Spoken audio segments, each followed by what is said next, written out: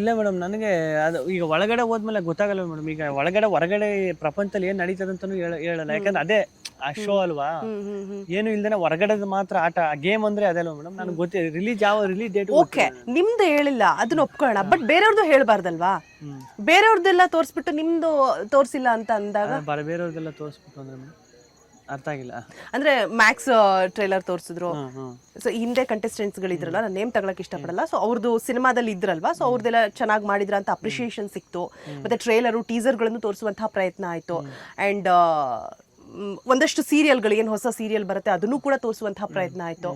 But devil ಯಾಕಾಗಿಲ್ಲ ಅಂತ ಅದ ಅದು ಗೊತ್ತಿಲ್ಲ ಮೇಡಮ್. ಅದು ಪ್ರಮೋಷನ್ ಇದೆಲ್ಲ ನಿಮ್ ಗಮನಕ್ಕಿಲ್ಲ. ಅದು ನನಗೆ ಗೊತ್ತಿಲ್ಲ. ಅದು ಅಂದ್ರೆ ಅವೆಲ್ಲ ದೊಡ್ಡ ವಿಚಾರಗಳು ಮೇಡಮ್, ಅದ್ರ ಬಗ್ಗೆ ಗೊತ್ತಿಲ್ಲ ನನಗೆ. ಇದು ನನ್ನ ಪ್ರಶ್ನೆ ಅಲ್ಲ, ನಿಮ್ಮ ಅಭಿಮಾನಿಗಳು ಅದ್ರ ಬಗ್ಗೆ ಮಾತನಾಡಿದ್ರು ಮತ್ತೆ ಬೇಸರ ಅವ್ರು ಹಾಕಿದ್ರು, ಅದಕ್ಕೋಸ್ಕರ. ಅದ್ರ ಬಗ್ಗೆ ಗೊತ್ತಿಲ್ಲ ಮೇಡಮ್ ಅಷ್ಟೇ.